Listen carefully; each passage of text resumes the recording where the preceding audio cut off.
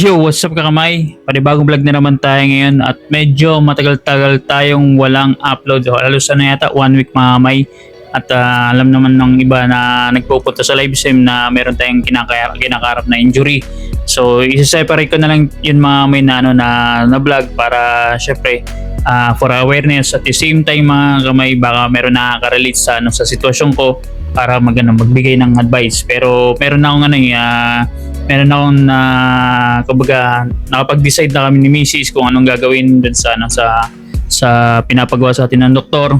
So i-ano ko na lang po sa vlog. Pero dito mga kamay, ang pag-uusapan natin is yung mga content creator na napili ko na last December na parang sa tingin ko pumaldo or maganda yung tinakbo ng kanilang channel. So although ano yun, hindi madami yan, mga 8 lang yata ang sinelect ko.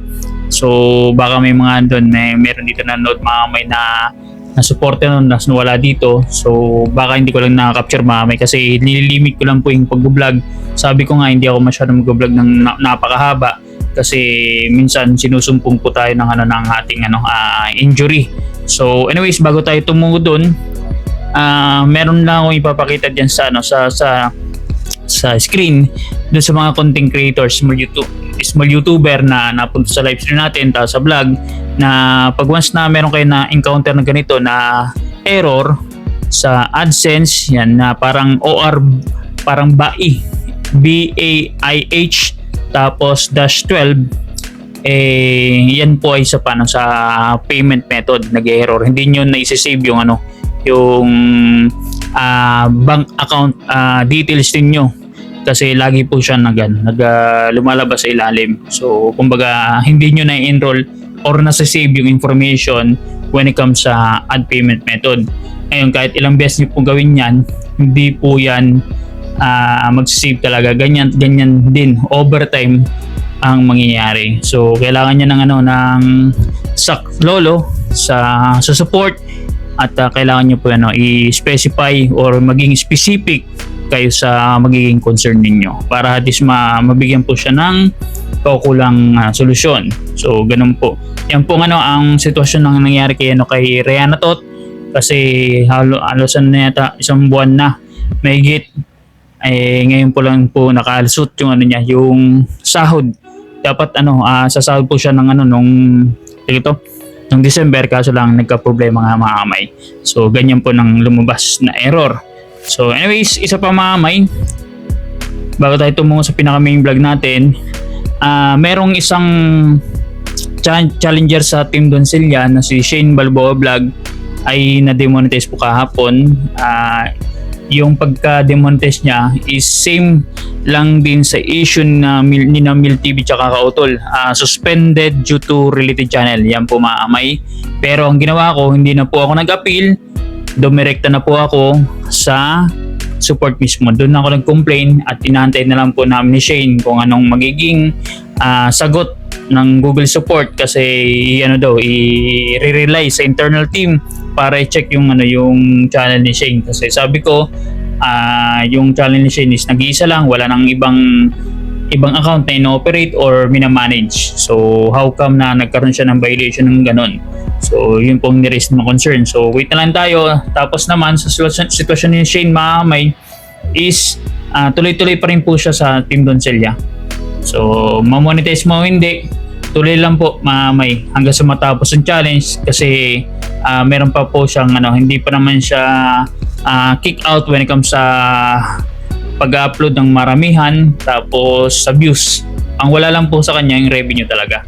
So pwede rin siya makapag-live mamay kaso lang wala lang earnings talaga. Yun lang wala sa kanyang earnings lang. Kaya pinayagan po natin gawa nung hindi niya po yung kasalanan. So merong problema sa YT ngayon.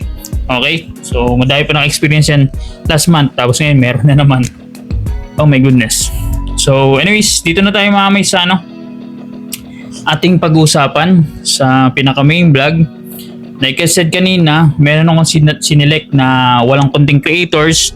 Baka wala dito yung mga pinapalo nyo. Ito mga may random lang po ito na kinuha ko sa kanilang YouTube channel. Yung mga details po mga may at magbibigay tayo ng estimated revenue sa kanilang channel nung December 2025. So kasi nag-publish ako noong nakaraan, yung meron tayong mga kasamaan dito sa Sor family na naging parang pasok sa top 100 when it comes sa super chat. Isa doon si Kanuto, si Kuya Noli, Nick Nika, tapos yung iba pa.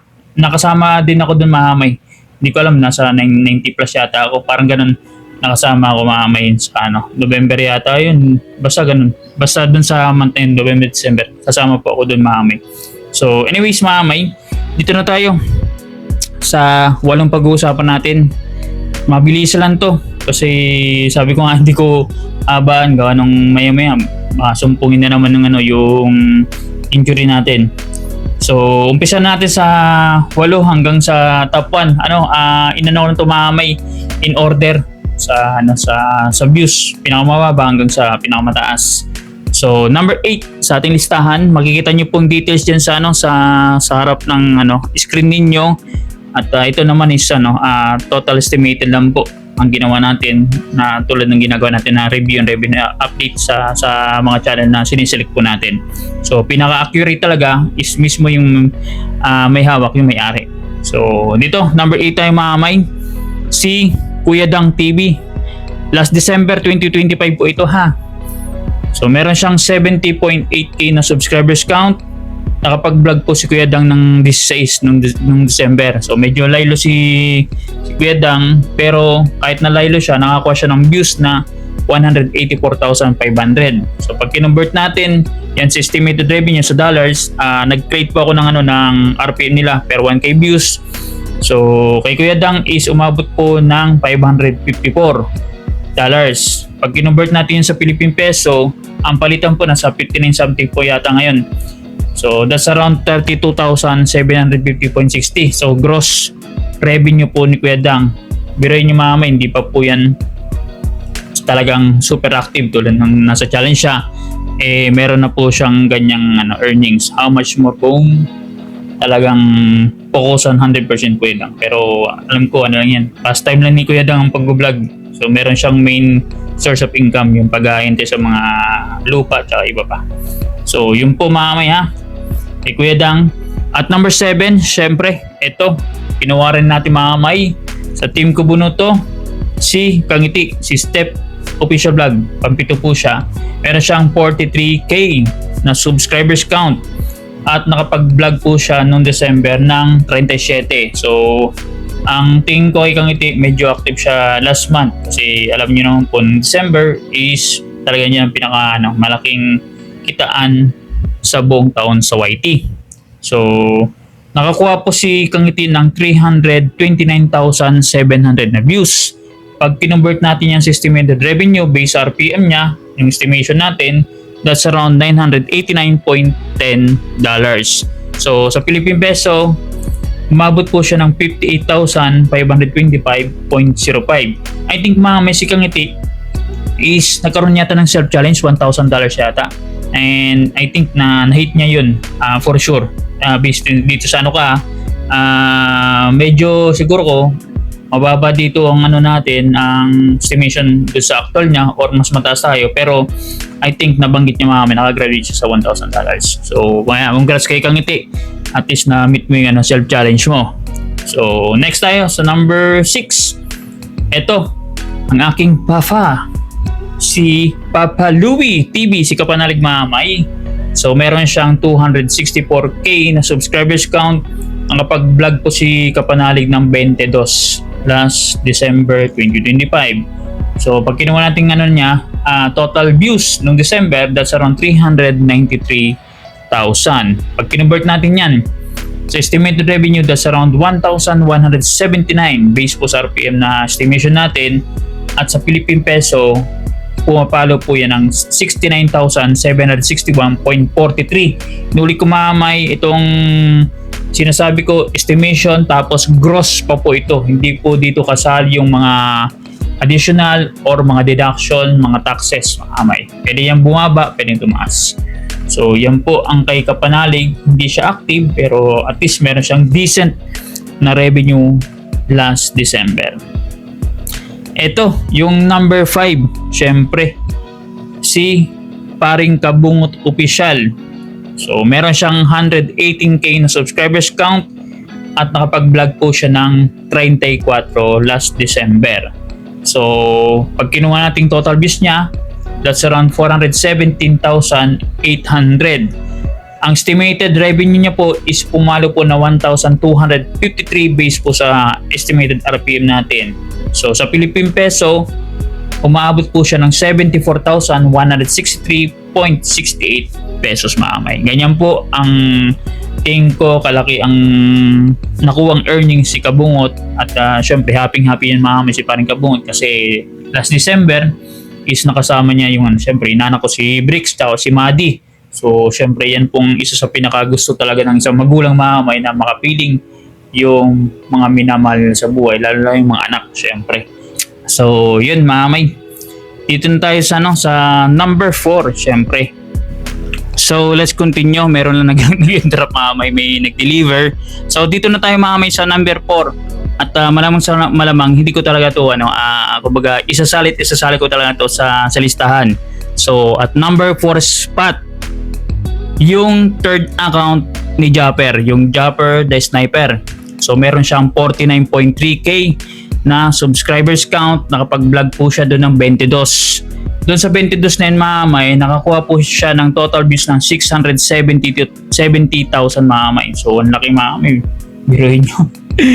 Kumbaga, paldo. Paldo talaga mga kamay kasi base estimated revenue natin, pumalo po siya ng $2,680 yung yung estimation natin.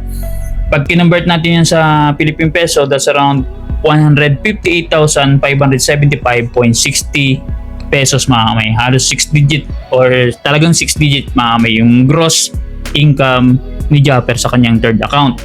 So, yun. Lupit papitik-pitik lang pero paldo.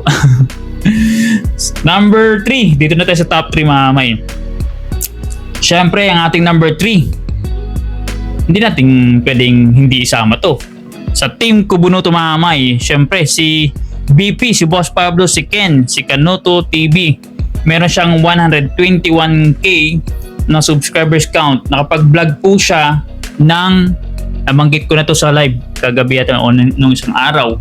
Nakapag-vlog po siya ng 94 vlogs po mga kamay last December 2025. Talagang hinapit po talaga ni Kanuto ang pag-upload kasi alam niyo naman po na malaki talagang bigayan when it comes to RPM. So dun sa 94 mamay, nakakuha siya ng total views na 1,026,937 views mamay.